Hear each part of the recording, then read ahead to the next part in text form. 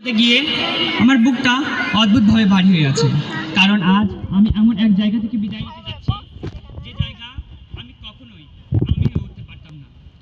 আমি আলিফ আজ শেষবারের মতো নিজেকে এই স্কুলে একজন ছাত্র বলতে পারি। আমি আসি আমাদের সকলের প্রিয় মিঠু স্যার। গত 4 বছরে আমি তার কাছে অনেক অনুরোধ নিয়ে গেছি, কিন্তু তিনি আমাকে কোনোদিনই খালি হাতে ফিরিয়ে দেননি। ছুটির আবেদন থেকে শুরু করে আজ বিদায় অনুষ্ঠানে আয়োজন করার আবেদন পর্যন্ত সব কিছুই তিনি হাসি মুখে অনুমতি দিয়ে দিয়েছেন। তারপরে বলতে চাই আমাদের সকলের প্রিয় রফিক স্যারের কথা। আমি যেদিন করোনার মধ্যে হাই স্কুল জীবনের প্রথম ক্লাস করি, সেই ক্লাসের শিক্ষক ছিলেন তিনি, আর আজ আমাদের সাথে তিনি বিদায় নিচ্ছেন। তার সম্পর্কে নতুন করে বলার কিছুই নেই, সকলেই জানেন তিনি অনেক ভালো মনের একজন মানুষ। তারপর এমন দুজন স্যারের কথা বলতে চাই যারা আমাদের চেনা তবুও অচেনা। তারা হলেন সিরাজ স্যার এবং বক্কার স্যার। ছোটবেলা থেকে প্রাইমারি থেকে তখন আমি পড়ি তখন থেকে শুনে আসছি এই স্কুলের সবচেয়ে রাগী এবং ভয়ঙ্কর স্যার হলেন বক্কার স্যার এবং সিরাজ স্যার। ক্লাস 7 এবং 8-এ তার হাতে নাতে প্রমাণও পেয়েছি, কিন্তু ক্লাস 9-এ এসে কেমন যেন বদলে গেল সিরাজ স্যার। স্যারের মধ্যে সেই আগে সিরাজ স্যারের আর একটুকু সিটা ফোটাও খুঁজে পাওয়া গেল না। স্যার যেন আমাদের খুব কাছের একজন মানুষ হয়ে উঠলেন, কিন্তু একদম স্ট্রিক্ট।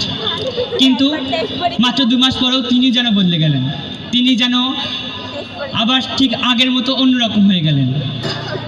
তার আর সেই জেদ নেই, অকারণে কোনো ভুল ছাড়া তার কোনো মারার অভ্যাস নেই। প্রথমে ভাবলাম এটা মনে হয় শুধু আমারই নিজের মন থেকে হচ্ছে, কিন্তু পরে সবার সাথে আলোচনা করে দেখলাম সকলের কাছে একই বিষয়। আজ আমি আপনাদের দুজনের কাছে একটা প্রশ্ন করতে চাই, কেন আপনারা বদলে গেলেন?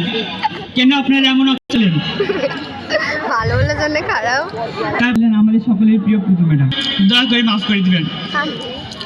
আর অনেক স্যার ম্যাডাম আছেন যাদের কথা আমি এক এক করে বলতে পারবো না, কিন্তু বিশ্বাস করুন আপনাদের প্রত্যেকের আলাদা আলাদা জায়গা আমার হৃদয়ের ভিতরে রয়েছে।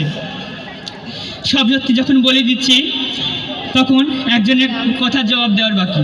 সে আমাকে শেষ ক্লাসের দিন একটা প্রশ্ন করেছিল, তাকে আমি অর্ধেক উত্তর দিয়েছিলাম, বাকিটুকু আজ বলে দিচ্ছি। সে আমার বেস্ট ফ্রেন্ড না, সে আমার ভাই। আশা করি যার বোঝা সে বুঝে গেছে।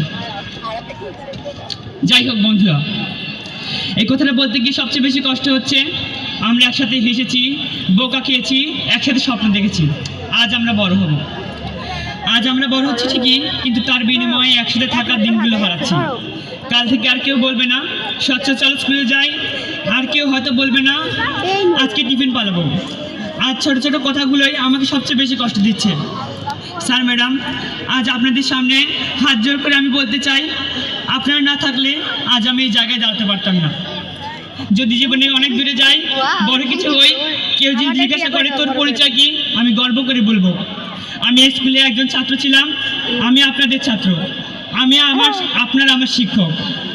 আজ আমি বিদায় নিচ্ছি, কিন্তু এই বিদায় বেলায় কোনো শেষ নয়।